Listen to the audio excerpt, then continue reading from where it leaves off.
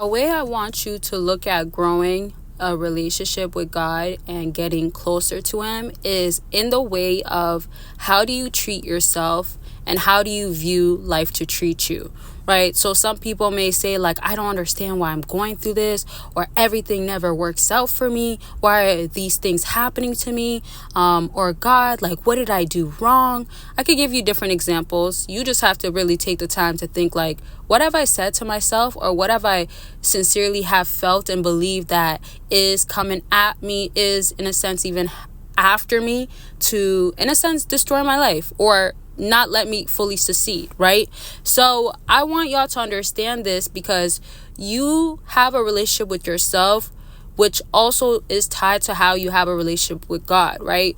And to even simplify it, think about it like this. If God is our creator and He loves us so much, if God is love, if God is good, if He is abundant and infinite, all these great things about Him, right?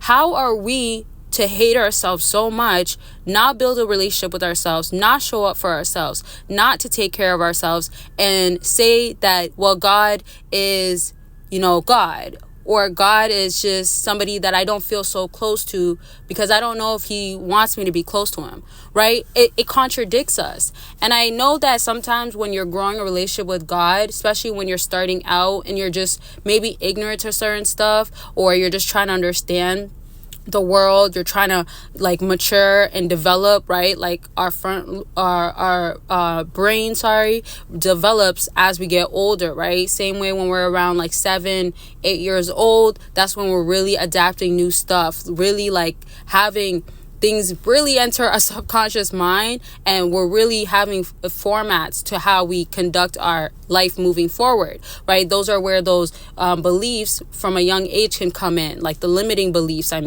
then that also ties to your childhood traumas, right? So I say that to say, like, these are all things too that can come into a combination of how we have a relationship with God, but we cannot play like a victim, because we have to understand our God is greater, right? He's above this world. He's above us all. So that simply means that when we're trying to make something out of our life, when we're trying to look for the good and find it, it's just the same concept also with finding that relationship with God. So if y'all probably heard seeking Him, or that word, let me say, it is the idea of seeking Him. So when you give up in life, you're not seeking more. You're not trying to develop more. So let's say if you're going, let me give you an example to like tie this all together. If you really want something so bad and you have faith, and obviously faith is something you will not see, right? So you don't see it, you don't know how it could appear. Sometimes it doesn't even seem like it can, right? Basically gives everything impossible, but you don't let that get the best of you. So every day you're showing up to whatever it is that you have to do to get closer to it. So that could be going to the gym for results, right? You are trying to enter a contest. Let's just use bodybuilding, right? So you're trying to enter a contest where you have to lose weight, you have to lean up, all that sorts of stuff. That might be hard because you might have gained even 10 more pounds than what you normally average, and that sorts of stuff. So what you do is still show up. You're still going to be resilient. You're persisting, all that sorts of stuff. It's the same thing with God. What people tend to do is allow life, what could happen, especially a test that God can give us, have us be set back forever. I totally believe that we could have slower days. I totally believe that we should have slower days at times. We should have moments of like, dang, like right now I just need to regroup. Right now I just need to reset. Absolutely, because we're human, right? We're not God. The flesh, our body can only do so much. With that being said, when now we apply it to how we don't give up on our relationship with God, it's the same thing where when you're not having as much of a faith, let's say if you didn't lose as much weight that you wanted to, and the test date, or not the test, the competition date is coming up, what will you then do? You're going to give up and say, I'm going to throw it all away? No, you're still going to show up the best you can. You're still going to see it through. And this is where things such as like when people say only God could, or, it was through my faith, etc. It's because it's exactly that.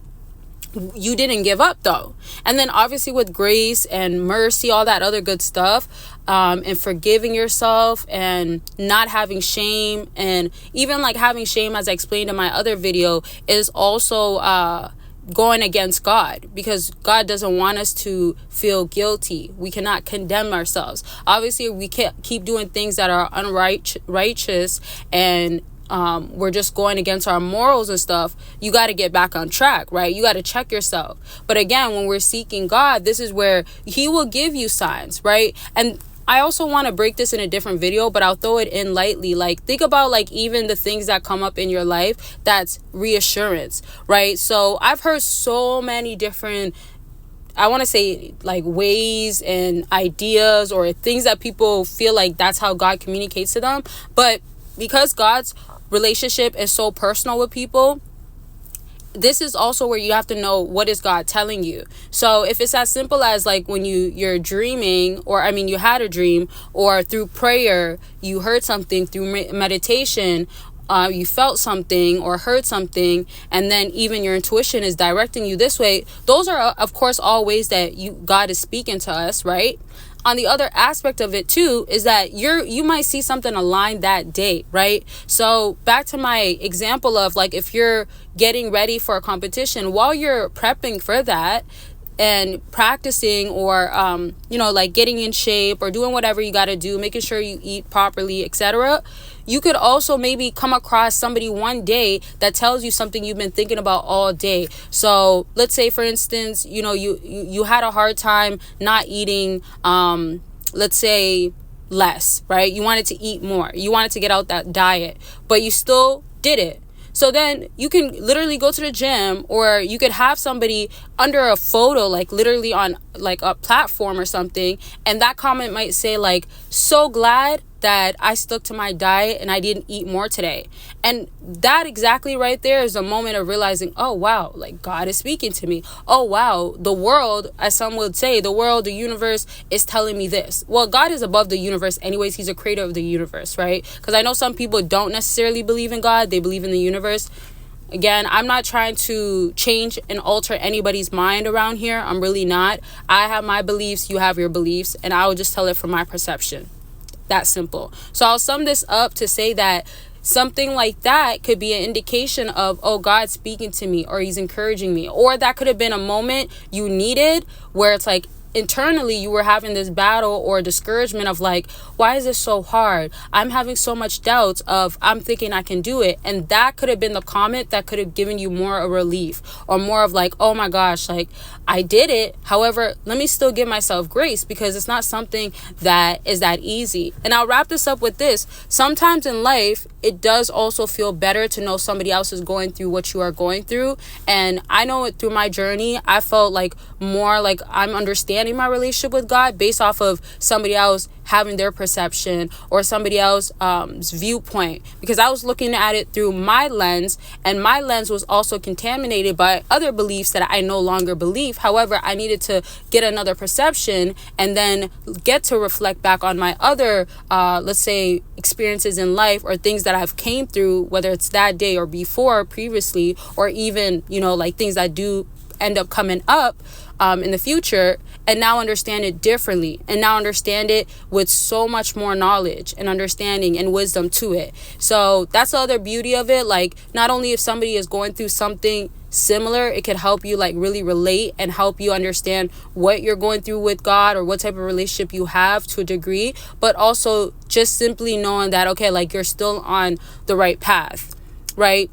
And I'll lastly say this to all of y'all. I always tell y'all to take care of yourself and love on yourself, because I know on my lowest moments in life, when I didn't do that, it was something that I needed to be told too, only because I already knew it. But sometimes when you're in the midst of like darkness or hardship, it could be so difficult to be like, oh, how am I gonna like get through this, right? Like, how am I gonna get to the end of it? Because all you're seeing is darkness. All you're seeing is like, oh my gosh, everything is so hard, like there's no way out type of thing, right? Like when you're in a tunnel and all you see is darkness, you don't see no light, right? It's easier to say that the light will be at the end of the tunnel, but when you don't see the light, how are you gonna know how to get to the end of the tunnel? So, and I gotta laugh at that, because life is just such a beautiful thing, and the way God has created life to be is just so much beauty in it. And everything that we get through, I love how we could always look back and find joy in it, find peace in it. And now it's about finding peace in the midst of it, right? When you go through it again, or in a similar way, or even in a harder way. But to what I was saying is, now when you're in that darkness and you need to know to take care of yourself, you need to know just show up to the best of your ability for yourself. It's crucial. It is something that I feel like is nice to have as a reminder. And that's why with scripture and with having like certain scriptures, certain quotes, certain videos, certain sermons, certain stuff that I know have touched me even when I was happy, I go back to even when I'm sad, and how much it's so impactful is just so nice to know that I have that. It makes me feel so grateful that God has allowed me to have that as an option. With that being said, this is again back to taking care of yourself. And like when I say things like, well, oh, I could, do my hair or lashes or something, or do something I like to do, right? And I could say that, but then I might be in a mood and I'll be like, well, I don't really know. But then when I choose to say I'll do it, it's that ripple effect of like, okay, now we're going the right direction. Now we're getting out of this feeling like maybe I'm not so close to God, or maybe feeling like I fell off of something. You get what I'm saying there? So just take care of yourself to the best of your ability each day. Show up the best that you can for yourself, okay? I love y'all. I would make this video so long or so much longer, but y'all, I have so much content and video that like I'll be running out of storage so much. So it's easier for me to make shorter videos, get it out sooner than having to deal with like running out of storage, moving this here. And I have more than one YouTube channel. I use multiple different platforms. So yeah, storage gets taken very quickly, okay? And I film in bulks. Okay, that's a different story, but I love y'all, and I will talk to y'all very much soon. Bye, y'all.